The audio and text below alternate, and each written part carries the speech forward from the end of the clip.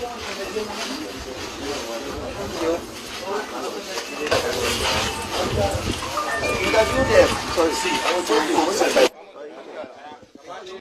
Hassan Yusuf.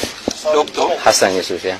Doctor, are you a medical doctor? PhD, Energy Economics. Okay. Yeah. Why are you here? They said I became a Christian because I spent 16 years in the UK. I married there. So I got back to Nigeria to come and settle with my family. And the extended family came and told these people that I became a Christian. I've converted. I'm trying to convert my children to Christians and the rest. I just found myself here one morning about 2 years ago. About 2 years ago? Yeah. Okay, what has been your experience in 2 years of being here? Very hectic. Since I was in military school, I've not seen anything like this.